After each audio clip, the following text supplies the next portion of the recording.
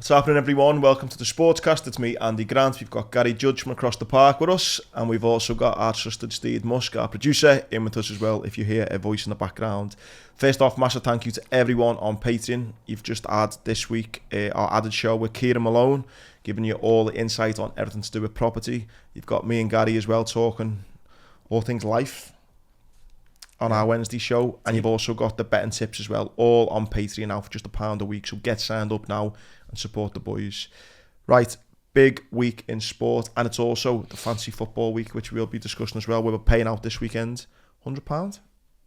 £100 goes out to whoever is top of game week 5. Definitely not us too. Definitely. Well, yeah, that's the beauty about it, though. I'm you can exactly be the same points as you, know. But as long as you score all right this week, it's just based on this week. Yeah. See, method in the madness. I didn't even know that, by the way. I just thought it was like this week was. So what? Yeah, so you get, I think it's £100, and then so the winner gets £1,000. Second place, I think, will get a couple hundred. Third place will get a little bit, and then that leaves a pot to get given out every 5 weeks. So yeah. Right, let's get stuck in because there is absolutely loads to talk about, and I don't think there is no better place to talk to start than talking about my man Novak, the fella who said, "I'm all right, not having your vaccine," getting banned from a country, not getting allowed to play in a tournament, then finally playing in a tournament that's sponsored by Moderna. And as soon as he wins, the advert is shot of the day, Moderna. And there he is, winning the US Open. I was just made up because I love him. But again, without getting into the whole anti-vax thing. You said there was the passing of the guard last week. I know, well, clearly Novak's got smashed, other ideas because he's just not, he shows no sign of stopping. And I just love him because, well, there's a few reasons. One, he's absolutely an outstanding tennis player. 2, his mental strength. I think the way he plays the game. I like the fact that no one likes him. That makes me like him even more. Yeah. I like the fact that whatever your views were on getting this vaccine, for whatever reason, he decided he didn't want to get it, and he never bowed to any of the pressure that come his way. That's just like symbolic of his stubbornness, isn't it? Yeah. And his stubbornness on the court and off the court. It's like, listen, and I think there's people in the limelight. You know, you can look at sports stars like Conor McGregor, who are quite brash and outspoken. Some people love it, some people hate it. You look at people like Noel Gallagher, you know how kind of cocky he is. Some people love it, some people hate it. I think Novak just falls into this kind of category of people want to love him or hate him, and I am firmly in the love him for all those reasons I've just stated. And he went up again by, I think arguably now in regards to just pure numbers, he is the GOAT. Yeah. He is the GOAT. 72 Grand Slams he's entered in his career, and he's been in the final of 36. Just like soak that up for a minute. Like going right back to his first Grand Slam, and God knows how old he was. When he's rusty and just starting out in his career. 50% of his Grand Slams, like that is madness. That's ridiculous, isn't it? And so out of them, and then what he's won half of them. So what is it? Out of them, he's won 27. 24 he's won. Yeah, hold on, let me get this right. I think 24 Grand Slams, yeah. Out of 36 finals. He's 2 ahead of Nadal, 4 ahead of Federer.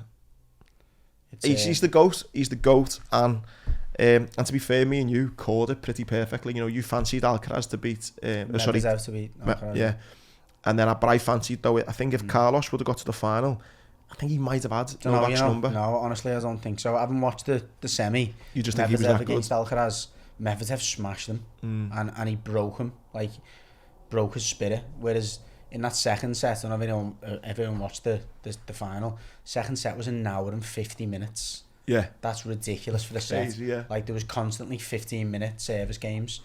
Djokovic was just backs against the wall. And that's the thing for me. His defensive game is as good as his attacking game.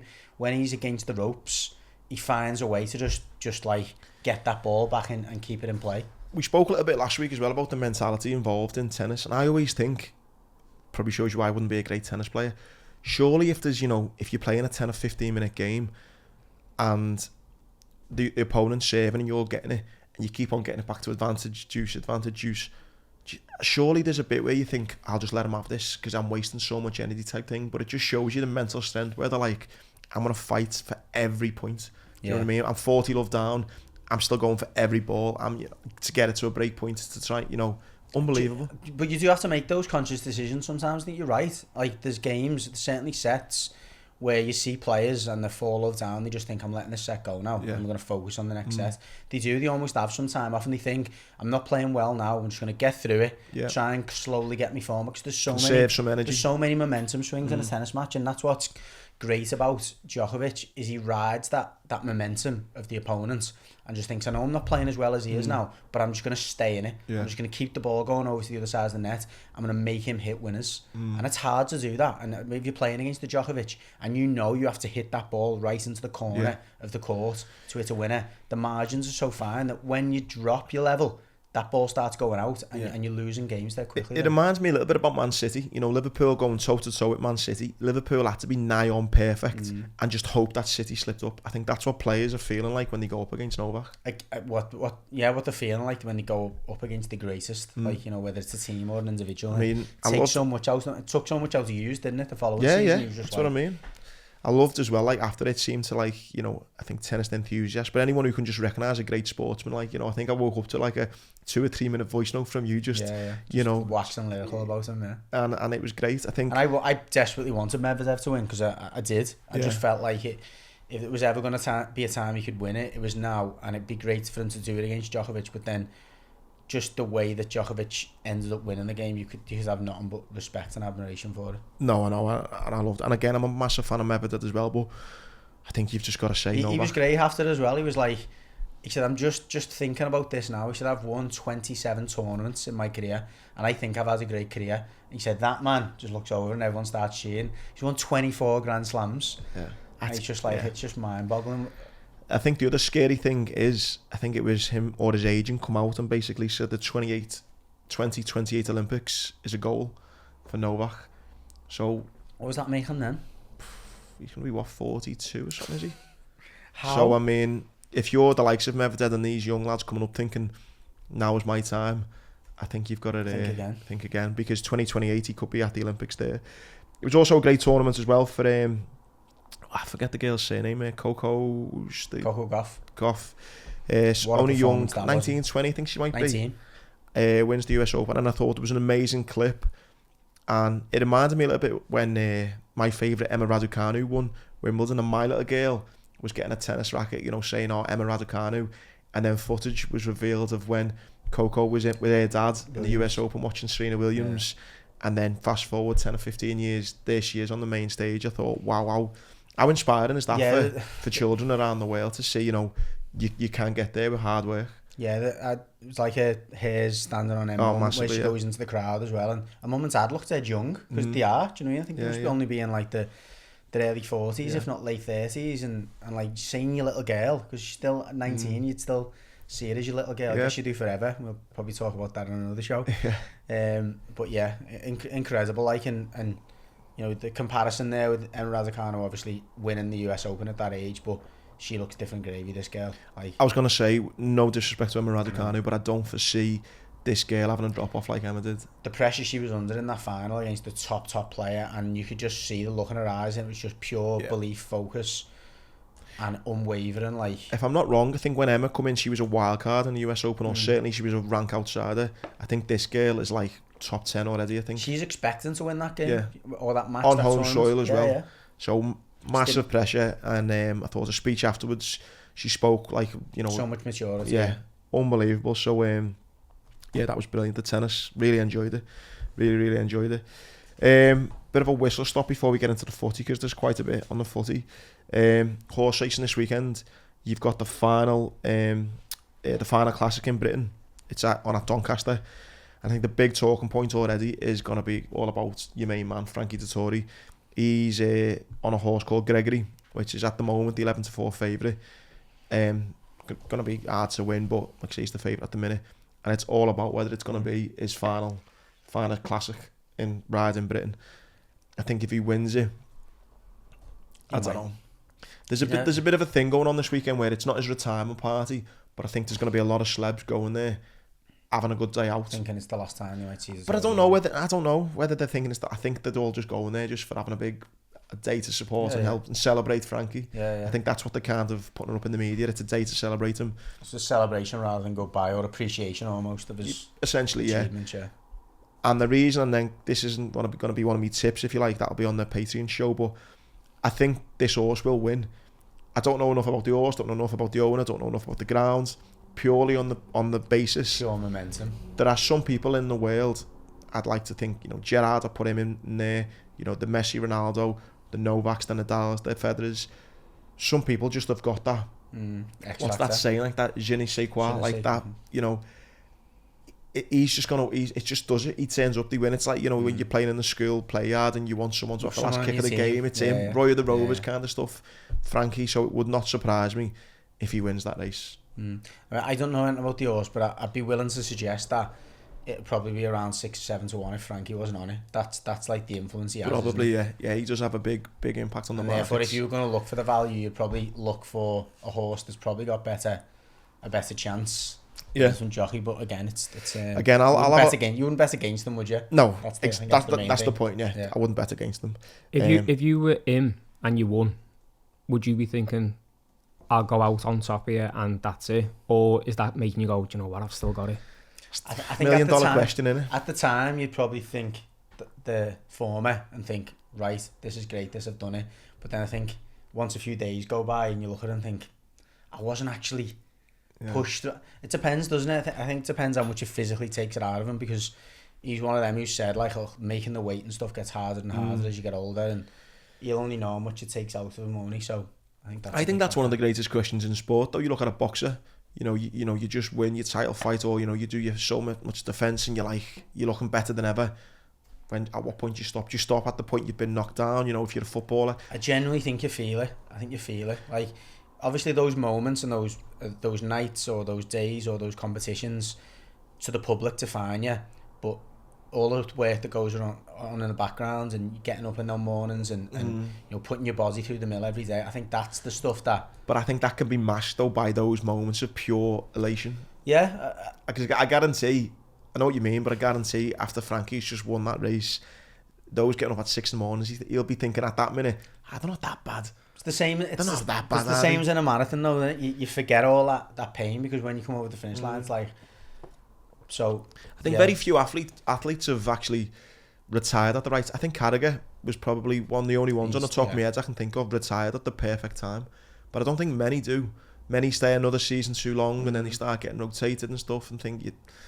But yeah, I think it'll be a tough one for Frankie, and I personally don't think he will. But let's see. That's probably an interesting question, or again, welcome people's views on it.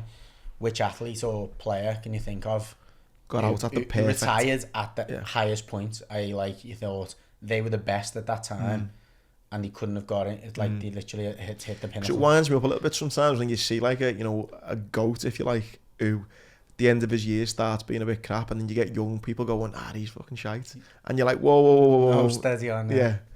But onto UFC, you had Sean Strickland defy the odds. It looks like Drake's curse has played out again. I think Drake had a nice 600-700 grand Adesanya to win, and lost 600-700 grand. Not that Drake be too bothered by those losses, but he's got to be funded by that stake, hasn't he? Yeah, 100%. He's getting partially funded. I think he'll be getting. He gets back from like the attention of the bet. I think he'll be getting a percentage back of his losses or something. That too, hasn't he? Yeah. Because it's always on that app, and he always leaves the logo in. Well, he's on his bio. It's in his bio. I think that's stake. It is, yeah.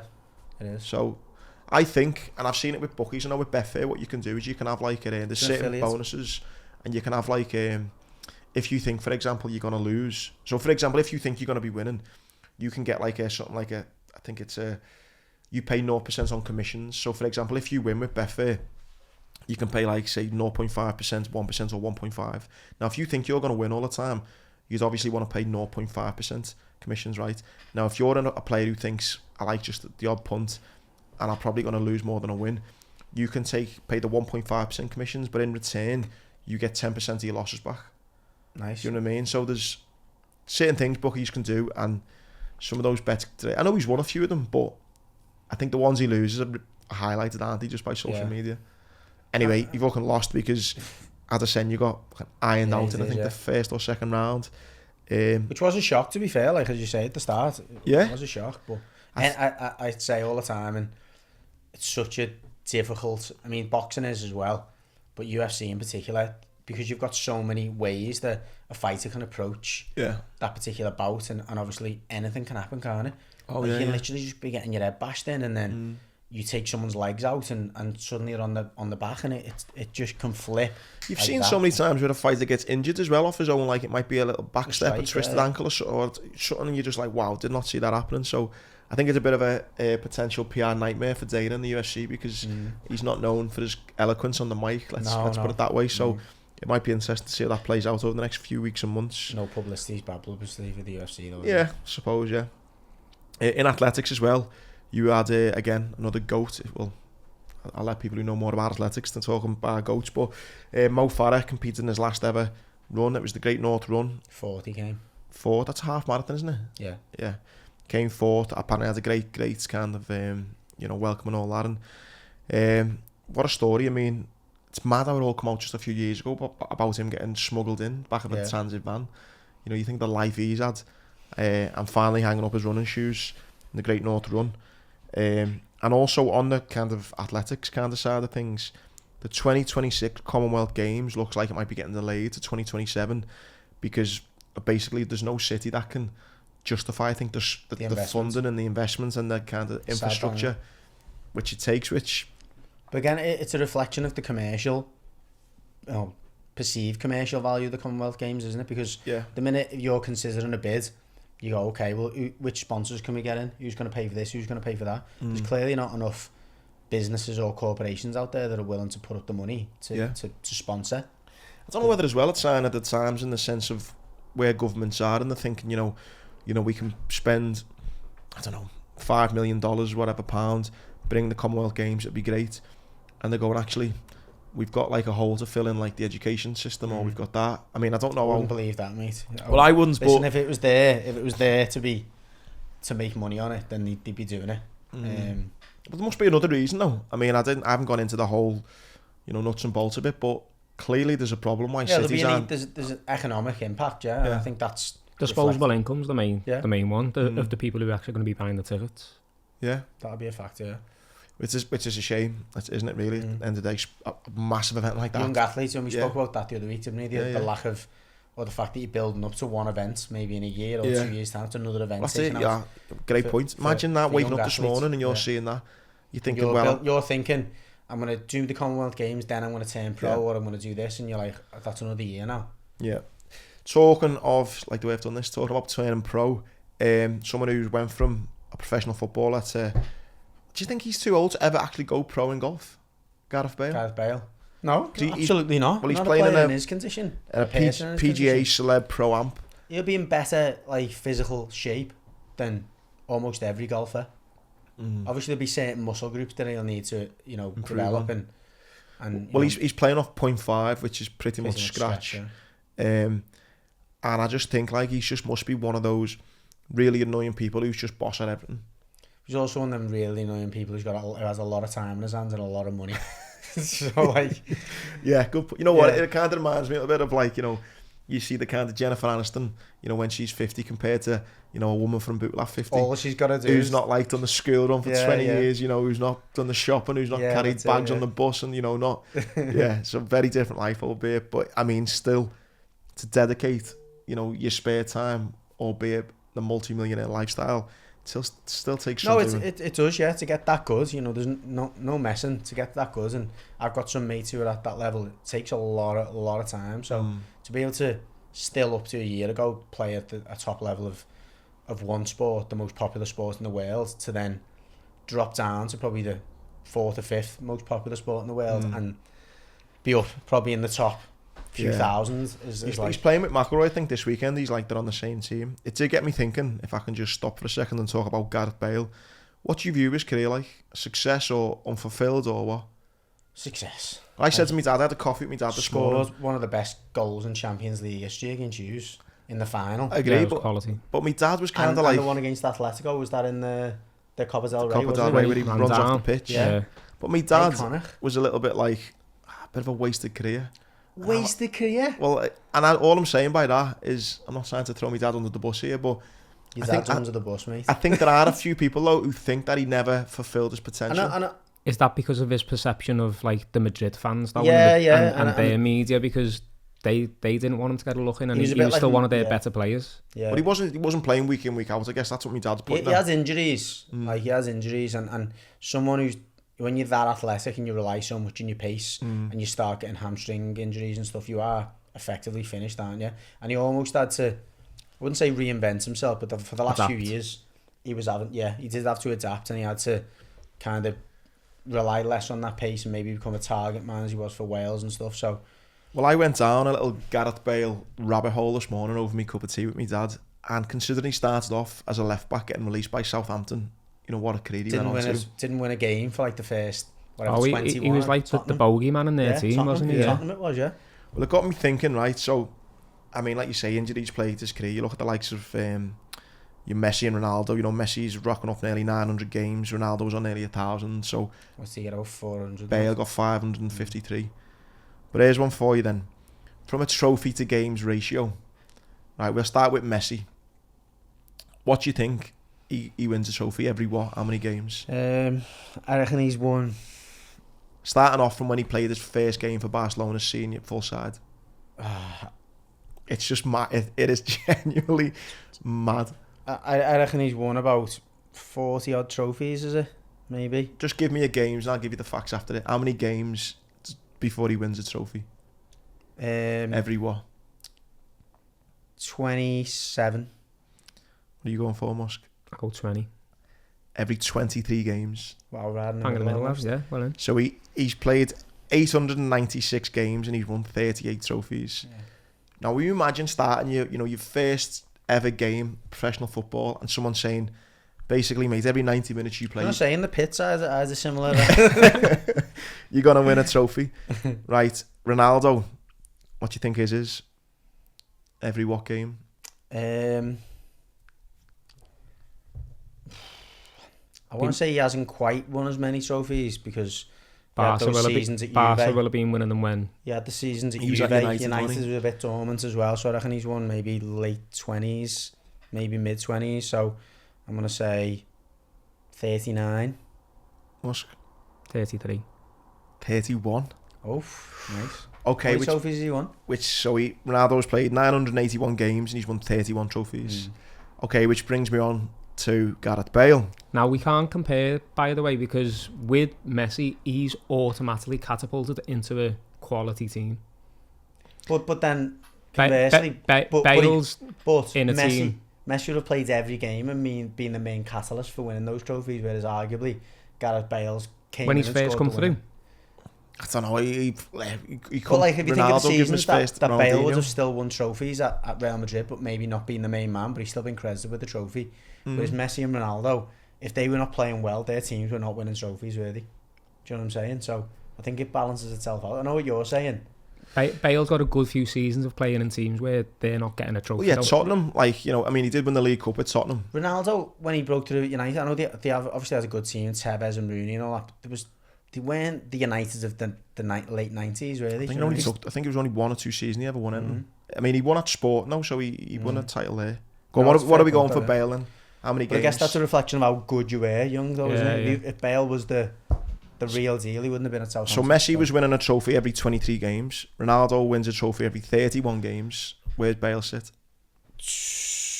So, I want to say 20 games. I reckon he's won about 20. You think he's got a better trophy to game ratio than Messi? Yeah, because I reckon he's won about 20 trophies, and he's only played 400 odd games. So I reckon it's 20, 21 or something. What are you going for? 40. So he's played 553 games. Okay, so he's played more games. He's won 18 trophies, which gives him a trophy every 30 games. Okay. Slightly better than Ronaldo, which is mad, innit? I mean, he's played half the games less than Ronaldo, but yeah. But imagine Gareth Bale, he's just been released from Southampton, can't get a game, bit of a flop. He starts the first 4 or 5 games for Spurs, he can't win. And the rest, They wanted to try and sell him. They wanted to try and sell him to Middlesbrough. Yeah. Imagine if someone had sat him down after his very first 90 minutes and said, listen, mate, you are going to win a major honour every 30 games you play. Yeah. For the rest of your season. Until for the you rest of your paid career. 550 games. Yeah. And get your handicap right the way down. yeah, at the same time. I'm the multi-millionaire. 40 mil in the bank. But yeah, just random Gareth Bale. Didn't you say you got Carragher's there? Yeah, what Carragher's was, what do you think? How many appearances do you make in the end? About 800? So Carragher, 700? I can't remember, yeah. 700, I've only got his games to Yeah. trophy ratio. What do you think? And the only reason I got Carragher's up because I thought it's a pretty, super successful player who's had a long career in the But game. he's played for a team that have been mixed in Yeah. terms of obviously won a lot of trophies. He must have won like 15 trophies maybe. And how many? Yeah, 700. What do you reckon, I want to Musk? say 4. Musk's on the laptop checking it out. I'm seeing how many games he's played. 737. 737. I reckon he's won about 16, 17 trophies maybe. So 46. Nah. Higher. Well, are you?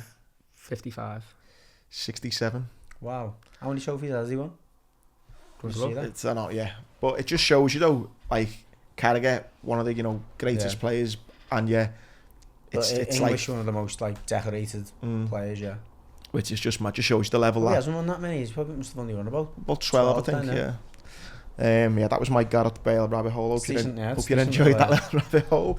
And then there's a quick one on which I think will lead us into the footy. What did your dad think at the end of that? Did he not change his opinion? Yeah, well, he was just like... Was that a bit like when you were... It wasn't so much that he was saying, I think he just means, I don't think he's on his own. Was it a bit like when you completely wrote off Andy Murray? That he's like no one and he's nowhere near Yeah, some of the others? you know what? Maybe when that runs... the cold light of day. It maybe runs in the grand family, we backtrack slightly. Was he saying that he might have won like a Ballon d'Or or something like that? Yeah, as in maybe? just, I think most English people, and maybe it's because the English media, will just think that. Well, he didn't get a look in at Madrid for some years, and you think, if he was maybe the star man at like United or something, he'd be playing every week, wouldn't he? Whereas Zidane just didn't play him. Can we just briefly talk about someone who is going to rack up the trophies, because I don't think it's going to come up in the podcast? Jude Bellingham. No, we've got a little section for him, lads. Okay, Come back to it. I will Jesus happily Christ. let you wax lyrical about him for 20 minutes because wow, what a yeah. But so going before we get to footy in England, the rugby kicked off the final and England got the final during the World Cup. The Rugby World Cup, kicked off. Yeah, England got off to a winning start. They beat Argentina with 14 men, by the way. Yeah, so there was man down after, like. the 2 points I want to make on the Rugby World Cup is it's refreshing to know that referees aren't just shite in England, or the inconsistencies aren't just shite in English football. There's been a lot of problems with come on. I was just going to say, Muskie, while Andy's talking, can you just get the name of the rule in rugby where basically the VAR has like 15 minutes to check if a sin bin or a yellow card is going to be upgraded to a red card? So I'll talk about it in a minute. It's just mad. Go on. Because I seen in the press conferences after the game, the manager and the players were so reluctant to comment on the referee what was going on because the inconsistencies from game to game. And, but if you take out the questions, it could have easily been football because, the journalists constantly say, what are your thoughts on him getting a red card in that game, but him not getting a red card in that game? And I feel a little bit, after listening to kind of the controversies that have been going on in football, I listen to rugby, I think we do forget, right, because of the money involved, because of the level of skill, because of the level of scrutiny, I think it's everywhere. I think the other thing is, though, on the pitch, there's forget. a lot more respect for referees in rugby, and that's just ingrained into players. Yeah, no, of doesn't course. Mean to say they can't be disgruntled about it. I think it's the rules, though. But with regards, though, to just humans, that's my point. It's like, people make mistakes, like, do you know what I mean? And it's like... But the rules overcomplicate it sometimes, don't they? Massively, and that's why I was asking Muskie to bring up this. So there's this rule now, and it's irrelevant almost what it's called, but essentially, obviously, if you get a yellow card in rugby, or you end up with a sin bin, the referees now in rugby, instead of like having a on-the-field check or whatever, go, is it going to be a red? They don't. They just move on and carry on with the game. And the refs have got 15 minutes to decide. Anything could happen in that 15 minutes, and it's just like... No, the sin bins anyway. So the player's off the pitch, but he comes back on, doesn't he, after a period of time? Right, 20 minutes or something. Oh, in that time, we can upgrade it almost? Can upgrade it. I see, okay. So they'll stop the game and go, that's been upgraded to a red, now he's off. 15 minutes after the incident happens. That's what happened the other day. So England went down to 14 men after 3 or 4 minutes. Yeah. And then after 20 minutes, it was decided they were going to be down to 14 men for the rest of the game. But the challenge was like, I mean, and that was my point, and it's the same with football. Everyone since the dawn of time has moaned about referees or umpires or whatever it was in every sport. But when you change the rules or you add technology in, it makes not only the job of the referee more difficult, but it adds another dimension to it, because you've got your perception of what that rule means, and 100%. your interpretation. Sorry. And that's the thing with rugby they were saying about like how high the tackles are. And I think the level of scrutiny in the media then goes up because again, not everyone's 100% certain, everyone's got a view on it, and so there was a lot of controversy in that going on, but also the bunker review system. There you Ridiculous. Go. But also the big thing which I thought on, and I've been, not to name drop, but I've been so lucky that I've been out for a few beers with him, and he's the only human I've ever met that I would have paid good money to just be in his company, and that's Kev Sinfield. He's on the coaching staff there. We went for pizza on Castle Street and a few beers, and what a man. He's on the coaching staff there. Now England got beat by, I think it was Fiji for the first time in the history, and he gave them like a good rollicking and was just, this can't happen type thing. And when they were asked on, the victory over Argentina and, they dig him and a man down and, great victory, I think it come out a little bit like, Kev's in the background there, he's the type of fella you don't want to let down, which just got me thinking about the importance of having someone like that. You see what he's done for Rob Burrows, the marathons that he's been doing all the time. He's just an unbelievable fella, super successful in his playing days, his personality, everything about him. Integrity, like it. Just unbelievable. He's not even on social media. He doesn't do any of that for the kind of fame and the fame and the fortune. He does it just to be. He's just a good bloke. Do you know what I mean? Yeah. And I think having him on your team and not wanting to let him down, I think is, And the general perception of him as well from listening to him, and you'll know obviously from being in his company, his whole like mantra is he hates to see someone waste not only their talent but their opportunity. Yeah. Do you know what I mean? And I think he focuses on opportunities come around for some people plenty of times during your life. For some people only come around once. If you don't grasp that opportunity, you'll regret it for the rest of your life. And I think you get that thought in your head and you convince yourself that is what life's about. You very rarely let yourself down. Do you know what I mean? 100%. And I think it's just a constant reminder. I mean, it's nice to think that you know that already, but to have him there, it's a constant reminder. You only have to look to the sideline. You see Kev Sinfield there. I mean, what a boost that must be. And who knows where they'll end up going in the World Cup. So win it, by the way, but yeah. You talk about that kind of level of leadership and management, if you like, and then you look at England and Gareth Southgate. Now they won 3-1 against Scotland.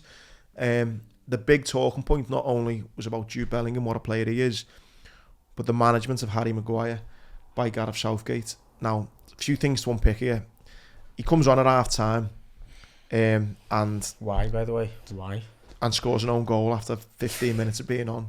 Harry Maguire. Apparently before his own goal he had 100% pass success rate, and 100% he'd won. I can't imagine how many passes he's done, by the way. To be fair though, in our WhatsApp group, one of the lads said, I'm sick of seeing Harry Maguire and Dunk just pass it back to each other. So that'll be why you get your stats up, innit? Yeah. Well, that was one of the things before he scored the own goal he had 100% pass success rate, but if he's only doing that, then it's not fucking hard. I played in a charity football match the other day. I think I got 100% pass success rate, Just a bit of context. That own goal was a free own goal. Yeah, it was. How many goals did Carragher scored in his career? He scored an hat-trick in one game. The argument's always with own goals with defenders. It generally tends to be about your body shape. The fact you're in that position means you were in the right position in the first place. Most good defenders do score own goals. So I don't think the own goal was almost like, it was just made for a talking point because, and I think the biggest talking point is, I seen a stat. He's played more times for England this year than he has for United. That was obvious, wasn't it, though? But I thought it's like, you go back to school, you play for your year or you play for your class, whatever. Then you get, then you play for your year. Then you play for your school. Then you play for your county. Then you play for. I'm sure you got it. The Premier League, Man City are better than England, aren't they? Yeah. So the point is that like most teams have got more selection headaches really than England have in certain positions because they've got players from every country in the world. Man City can pick any player in the world to buy. I get that, but when your centre half isn't even getting a game, he's not playing 90 minutes week in, week out, why is he even in contention? Because he's definitely not going to be match fit. No, he's and not, then you've got people like Tomori sitting on the bench who's playing at a top level in Italy, also playing, like, getting Champions League experience. You've got Colwill that's just coming through. That's the bit that's why more... not use that time for him? That's the bit that's more offensive or more disappointing, is that players like that are not getting minutes. No problem calling him up, because when he calls him up, he basically said, look, his influence in the dressing room sound, no problem. Bring him in the squad. But I don't think that's true, though. I mean, it's a guy who's come out and he's had a pop at the media, basically saying everyone's on his back all the time, this needs to stop. And he said, thankfully, he went, I know Harry's got the support in the dressing room. Right, so you're just saying there about his influence in the dressing room. As if his influence is everyone having to rally around him going, it's okay, Harry, we all think you're great. What kind of influence is that? He's meant to be a leader, a centre-half for Man United, one of the most expensive players they've ever bought. And he's the player that's making mistakes all the time, and everyone's going, hey, you know, ignore the fans booing you and the Scottish fans, you know, jeering every time you touch the ball. We all think you're great.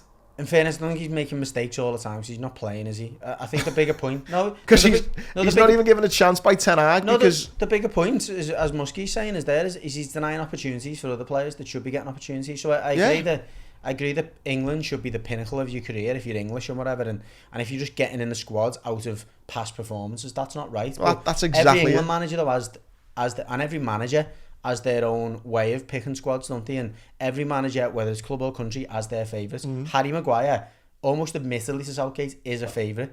He values him in terms of like... Same with Henderson. He's great, yeah, he's great in the air.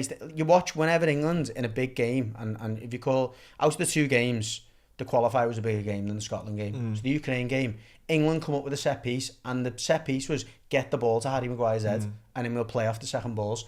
When he done well in the Euros a few years ago, it was all about get the ball in, get Harry Maguire on the end of it, get the bits off it. So but what he sees something in Maguire that he thinks that other centre backs haven't got. But what I don't agree with, and it's adding more to your point, Musk, is Raheem Sterling, when he arguably wasn't in form, was in every week.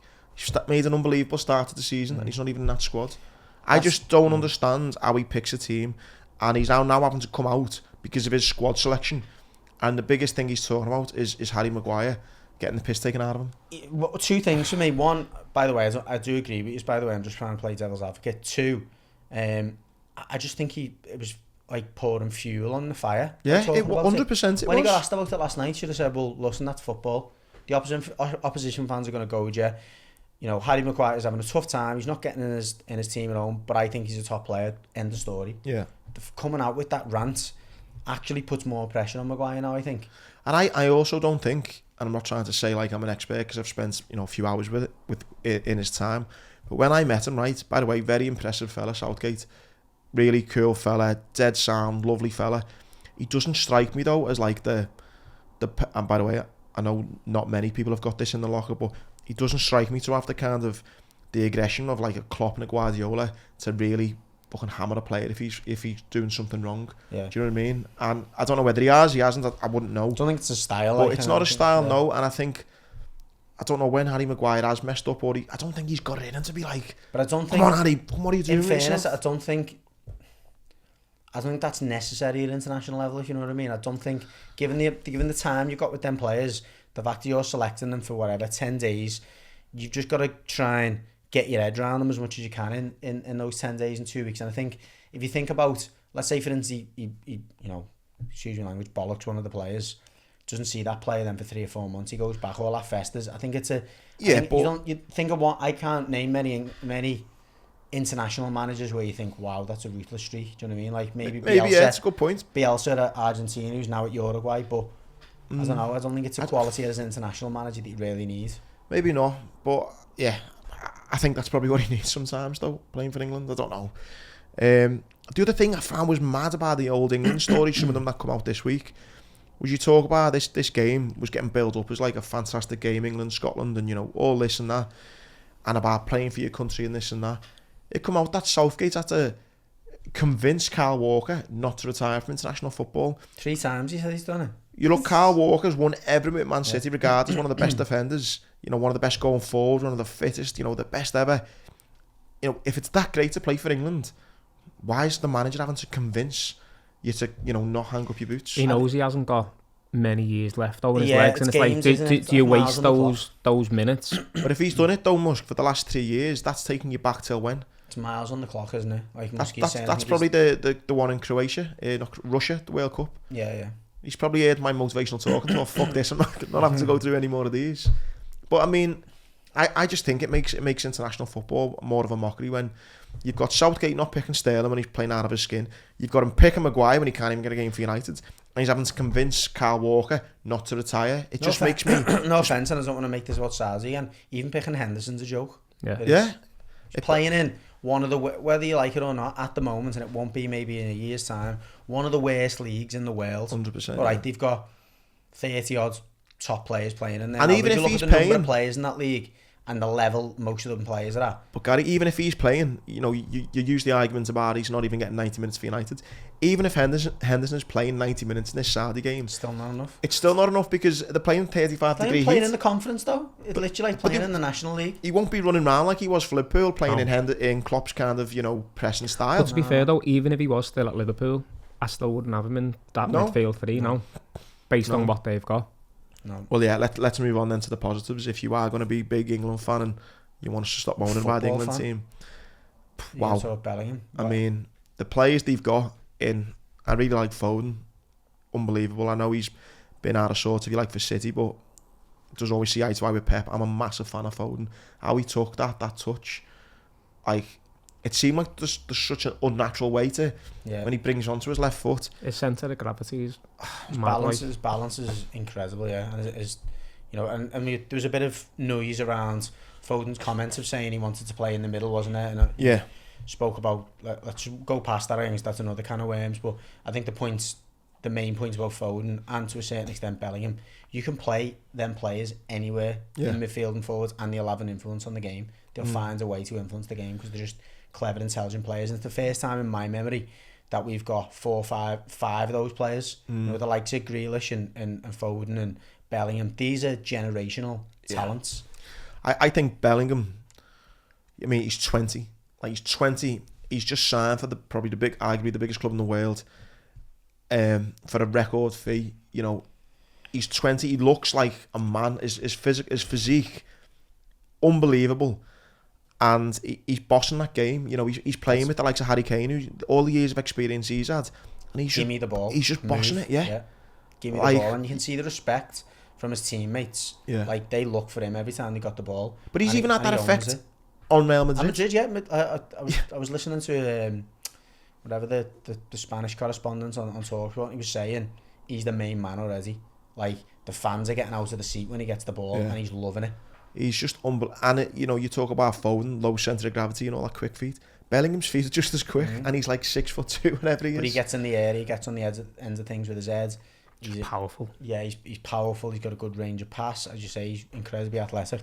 If you want to make a player like back in the day on Pro Evo, you'd just be like 99. You'd make him 6'2". Yeah, it's him.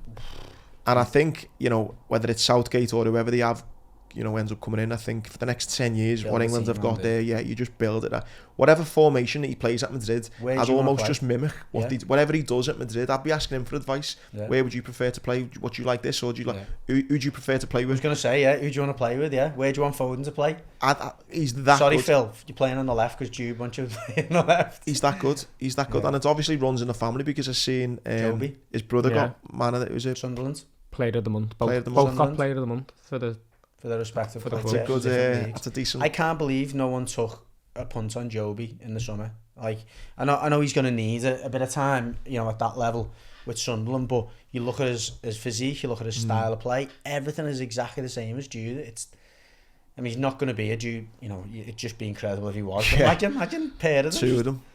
Playing for England in the midfield. Two best. Oh yeah. But even as a club to buy him, loan him out straight away with like the business side of it going, his value should go up. Even commercially, like, you're going to get attention, aren't you? It's Bellingham's little brother. Like, Sunderland pays £1 million for him. Come on.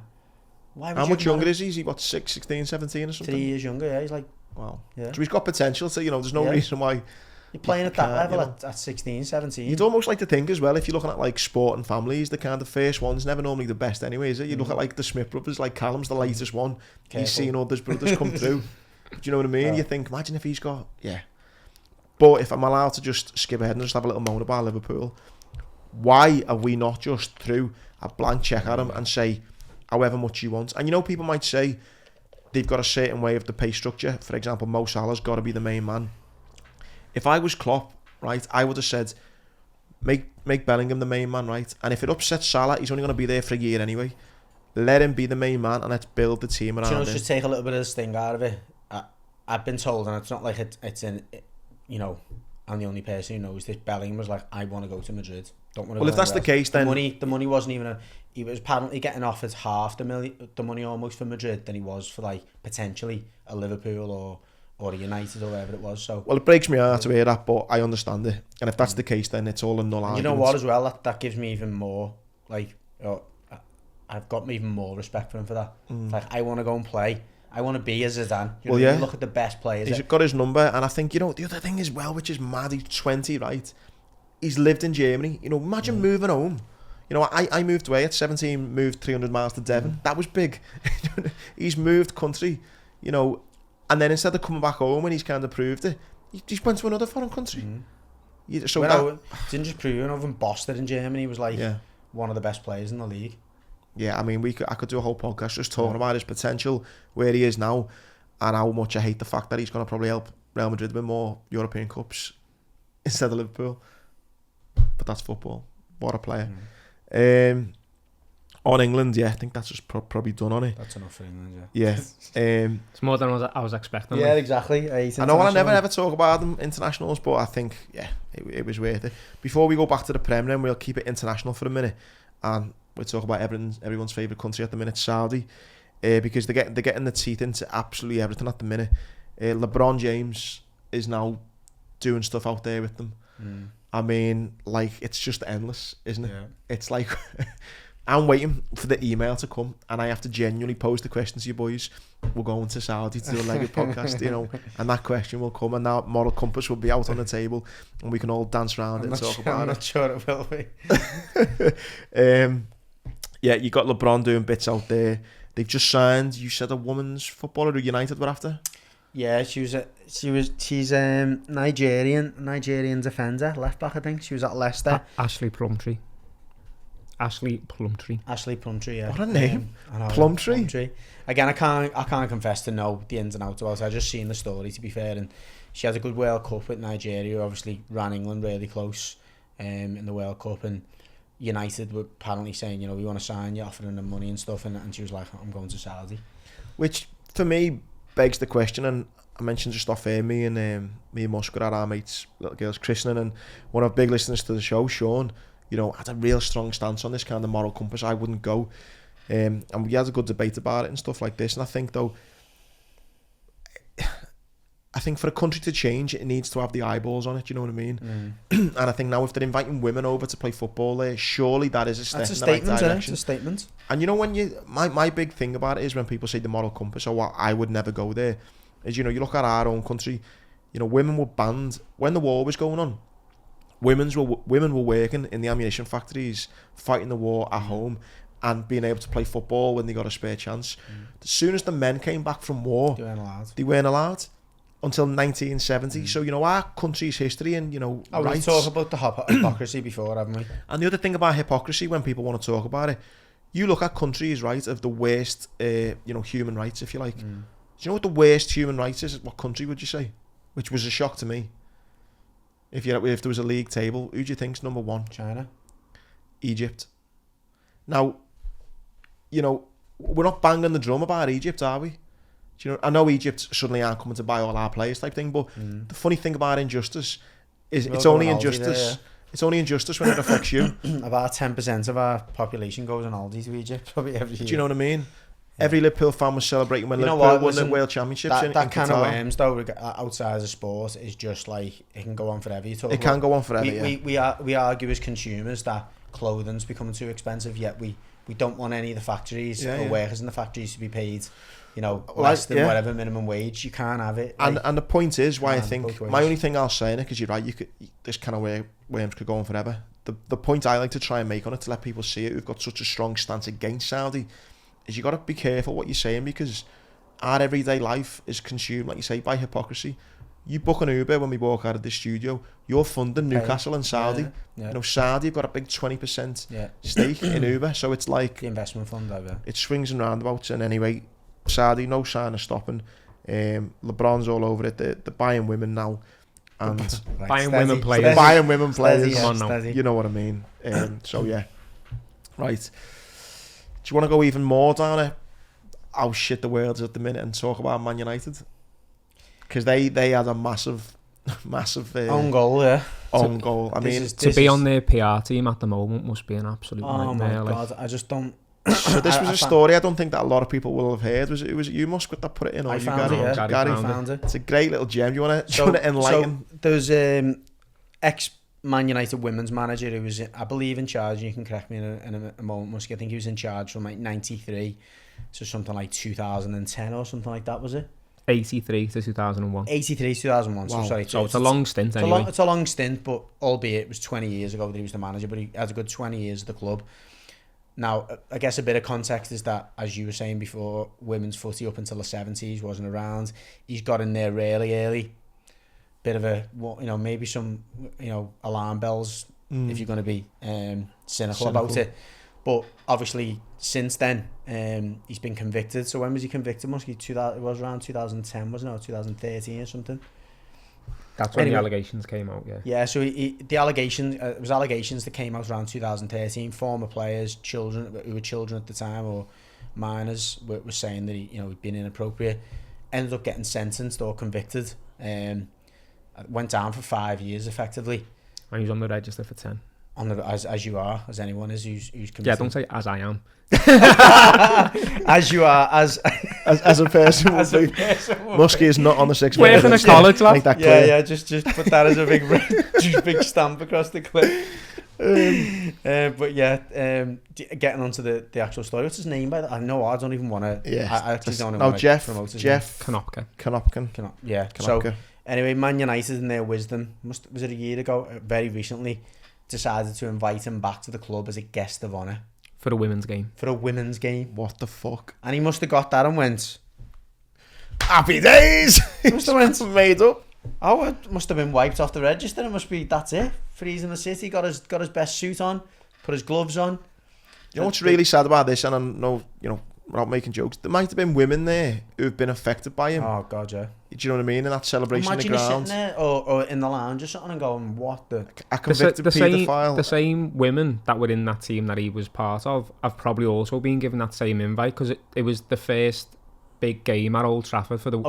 Oh my God, so they invited loads of... So they will have invited him, but invited probably people who have been part of his teams as well. By it, yeah. Or at least know people who've been affected by him. I mean, in a week where you're having to get rid of a player to Spain because he's, beat up his girlfriend. Who's being accused. Another player who's getting accused in Brazil. Yeah. You've got another player who doesn't want to even listen to your manager, and then you're inviting convicted paedophiles as a guest of honour. What a week to be a United fan. I mean, that all happened in the space of like a week, 10 days or something. These stories broke. I mean, yeah. Well, no wonder. I mean, United's, I don't know if you've seen, this is kind of irrelevant compared to the story, but United's stock prices are at the lowest since like 2003 or something like that. Like it dropped more over the last like... Well, when you start inviting convicted paedophiles as guests of honour, it's not a great look, is it, to be honest? I just hope, as I say, that the person who made that despicable error of judgment is gone. Crazy. But yeah, madness. Crazy. It's a mad story, that. Before we talk about Everton, because I think that's going to take up a little bit of time. Hopefully a not. few little mad things. You've got Pepe gone for a free. I remember people were giving Klopp a bit of abuse for not going in for Pepe. 72 million. 3 years gone for nothing. 72 million. Just shows you, doesn't it? I thought we'd made some bad signings, but that is... Just shows you what football fans think they know. I remember Klopp was getting hammered for not going in for him. By the way, when he first come in, kind of half hit the ground running, he looked like I'm sure he might have played Liverpool, and you know what I mean? I'm he sure he played. At the Emirates, I think. And he everyone was like, it was like, wow, what a play. He was like almost playing off the left like Henry, wasn't he? And like knocking it past players and look. That's a big debt to just, if you've sanctioned that 72 mil and then 3 years you're going, what's happened there? Anyway, he's gone. Does he go down as the biggest transfer flop? Got to be one of the money that. It's got to be up there. For the value of him. We've probably got the next 5 after that. I think he's probably the most high profile, as in the highest fee. Surely there's not many players gone for the 70, 80, 90 mils that have flopped after 3 seasons. Or like relative for their time or whatever. The amount of appearances. How much did... Thinking... Get in touch if you can think of anyone who's gone for around that. Kepa's not done much, has he really? Was he about 60 million, Kepa? I think he gets a bit of a buy though, doesn't he, because he's a keeper. Really though? So? If anything, it should get like more scrutiny because like who's paying 70 million? Who's played? Yeah, but he's worth every penny. Yeah, Alisson's been amazing, but 71 million. He was. 71 million. Yeah, that's maybe pretty it bad, could you be. know. Is he gone now, hasn't he? Don't even know where he's not playing. Not playing, is he? Because he got didn't he buy someone else? But they bought Mendy. They got him. Mendy, but Mendy's gone as well. Gone as well. He's in Saudi. Yeah. Is Kepa playing? Don't know. His career's gone downhill, and it must be a flop. It hasn't really gone down now. Yeah, we'll go on. on loan at Madrid. Oh, there you go. Oh yeah, he's only gone on loan because they keep got injured. Like, yeah. I mean, yeah, no, he's not going on the flop list. Not quite a flop, yeah. Nah, it's got to be him. That's all Harry for Maguire. better business. Yeah, Harry Maguire might be it. On a little bit of news on Chelsea as well, talking about transfers. That Lavia, the young lad who they pipped Liverpool to, is out. Out. Is it 6 months? Is it or 6 weeks? I just seen 6, and I thought it was 6 months. Oh, I think it might just be weeks. 6 weeks, I think.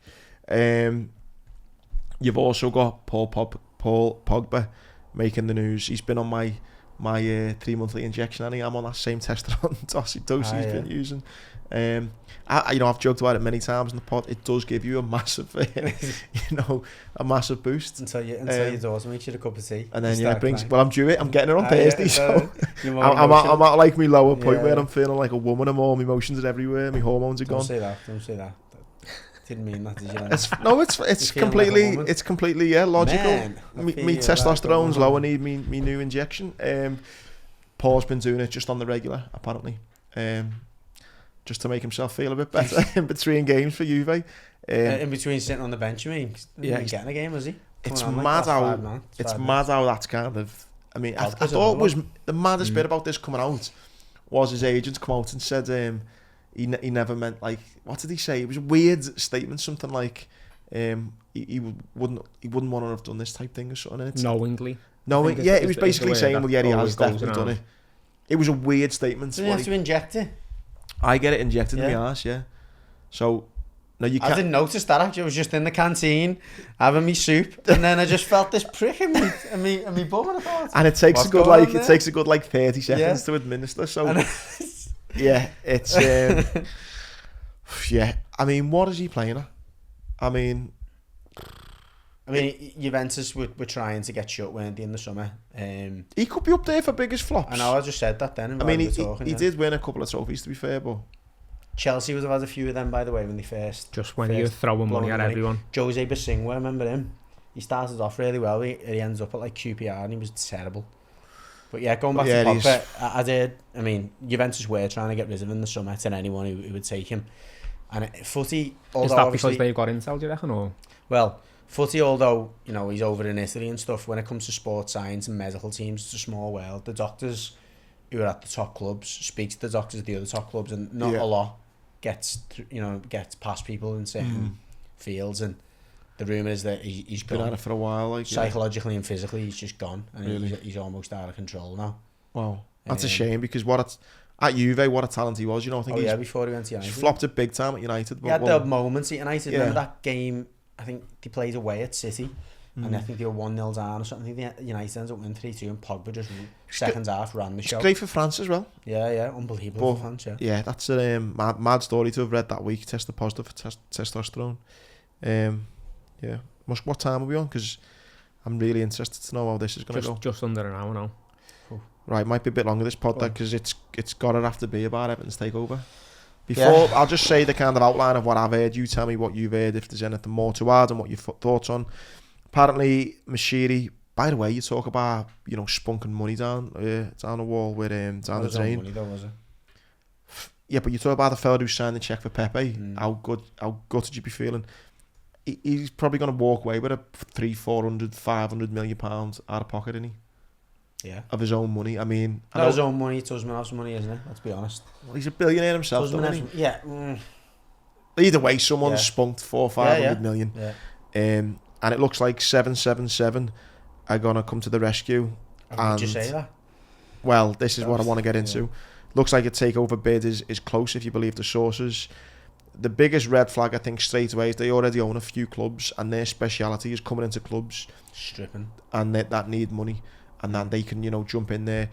The other big concern is Sevilla, who have won, 4 or 5 European Cups Trophies. in the last 5 years.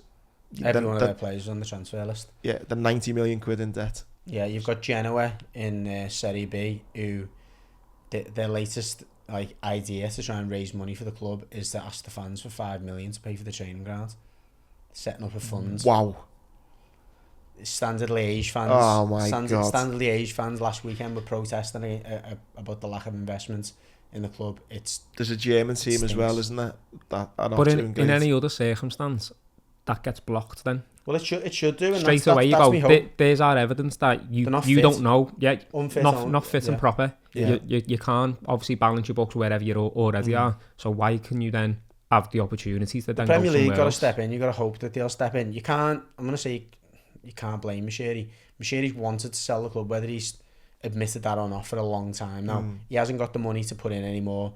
Doesn't want to lose any more money. He's clearly not very good at doing it as well. He's an accountant as well, which is bizarre. But again, I think, listen, multi-millionaire, he might have thought whatever he thought, good opportunity, or he might have been a football fan. He became a multi-millionaire from being Usmanov's accountant. That's and as Usmanov's accountant, it's clear that he was moving Usmanov's money into England to obviously, and then Usmanov's appears on the sanction list, so that's all stopped. There's no coincidence that since that list came out and Usmanov was on it, everything has just went. Yeah. And he will sell. It's not like, and listen, Bill Kenwright's had a lot of stick down the years and he continues to do so, and the stick he's getting now is that he just hasn't walked away, or he hasn't left, or he hasn't been removed, and that's fair enough. But back in the day, 10, 15 years ago, he was getting stick for not selling the club and almost not selling it to anyone who would buy it. Yeah. But what he was being a bit careful, wasn't he? Yeah, he was being careful, and Mashiri, with whether it's his money or Usmanov's money, was the first person to come along who seemingly, and look, he did put the money in, you can't say he didn't. He had the the funds and had the ambition to take the club forward. So it looked like a great opportunity. I remember thinking, bloody hell, God, these actually cut down. But now you've got an owner in Mashiri that doesn't care. He just wants to get whatever he can out now. You literally the equivalent of, Well, he's spunked 600-700 million, so he wants to try and get a little bit of a it few back. 100 million back, yeah. Which he will, because most of the debts of the club are to him. So how much is the 777 coming in for? It's not been published. The mad thing is, we've spoken a little bit about the other clubs that they own and how they run things. They obviously are big risk takers. They're based in Miami, and one of the co-founders got done 20 years ago for drug running. They're like gangsters, yeah. They're literally a front for loads of gangsters. And I just think maybe I've watched Joe, and they're trying to wash it through sports. But I've watched too many. They haven't got that much money. I've watched too many movies to just think like Miami.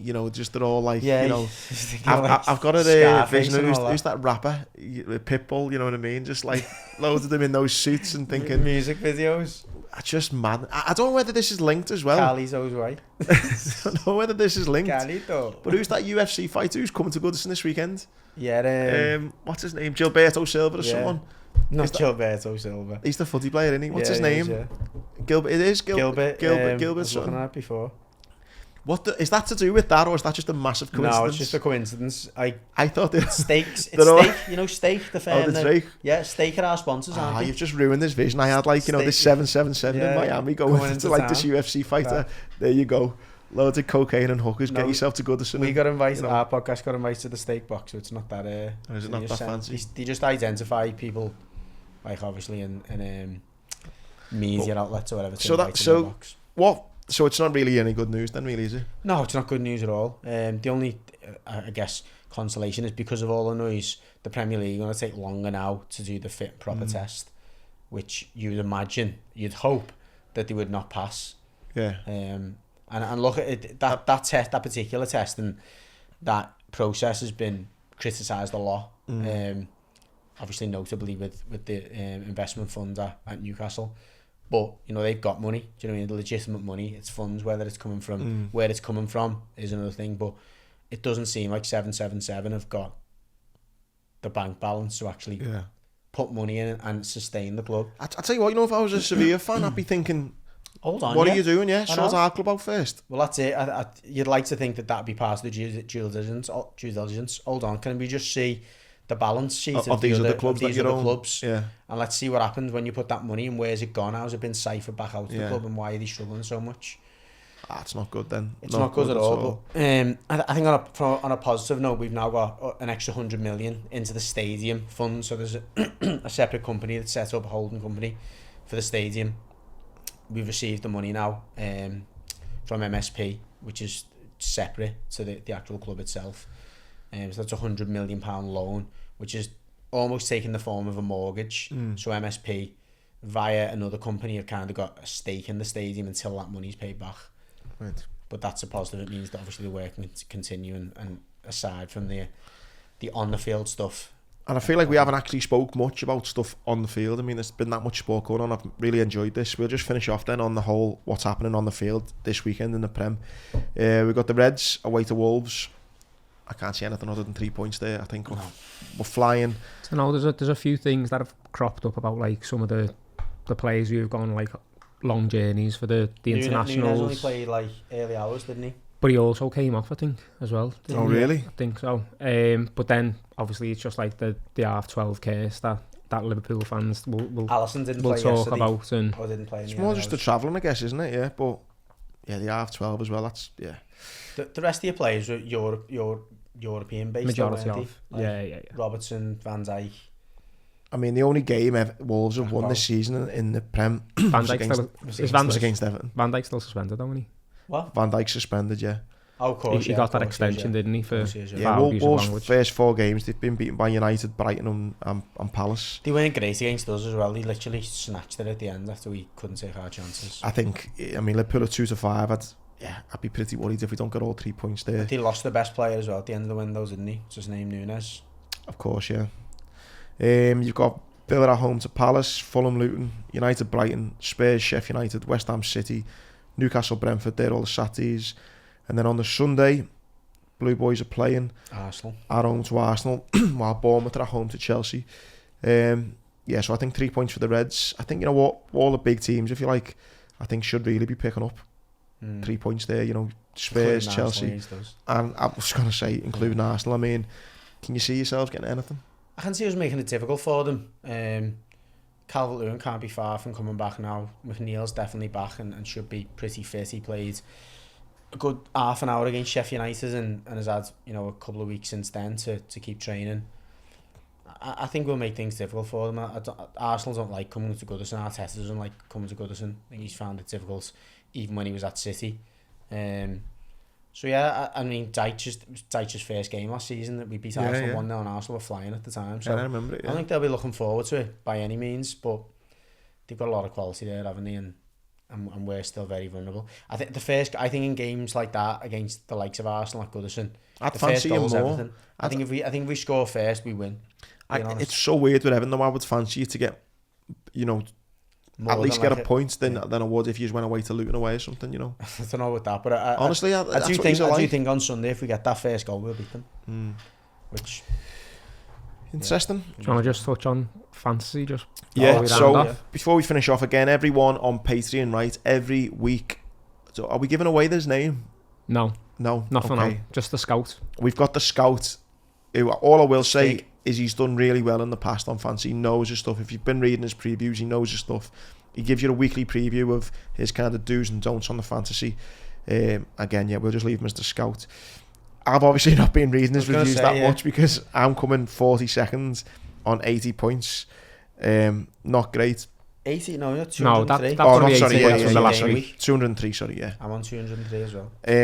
At the top, though, we've got Stephen Porter, who's leading the way on 287. We've got Ben Mackerson, I think that's how you say it, on 270. And Jack Byrne, our very own Jack Byrne. He's always up there, Jack, isn't he? He got pipped for some money 2 years ago, and he was absolutely fuming. Maybe it's Jack who's the scout. We don't know. Well, I do know, but and like I said at the start of the show, this week is a payout week. So whoever gets the most points in game week 5 will be getting sent some money Monday morning. Has the scout delivered his weekly report yet? It'll be out in line with the show. It'll be out with that. I've clearly just not been reading enough of them. I think, you know what killed me the first couple of weeks though? I had Nunes in the first 2 weeks and just Klopp wasn't giving him. I done a classic where I picked my team before game week 1, didn't touch it for about 4 weeks, and when I checked back in, I had Mount and De Bruyne both in the team. I had Mount in as well. Yeah. Do you know the other thing that killed me? when Man City played, whoever they played, one of the bottom teams, You put Haaland as triple captain, and he missed the pen. Yeah. Like, and then the week later, Sheffield United away it was. but then the week later he scored a hat trick. It was like, so I've been a bit unlucky. I think not so much I awful. don't understand why you play your triple captain that early when people haven't really like clicked into gear. Because I thought they're playing a promoted team. Away from home, no. I think he scored 2 to be fair to him, but it still didn't capitalise really. Yeah. But yeah, it's well and truly up and going. How you doing, Musk, on yours? I'm on I think I'm 26th or something like that. So not too bad. Like. Well, the good thing is, anyone can win this money this week. You just got to get the most points. Doesn't matter the league table, it's who gets the most points. So yeah. Don't forget as well, you get our betting tip this week. We're currently -2. The internationals killed us. We're 1 goal away from getting the 1.5 in. So we're -2. If you've been betting £10 every week, we'd be -2 on your stakes. Not too bad. -£2. So get involved on Patreon. Loads of perks now. They're going to keep coming at you thick and fast. Loads more opportunities to get involved. So we do appreciate the support. Anything else to finish on? No, all good. Have a great weekend, everyone. There you go. Nice one.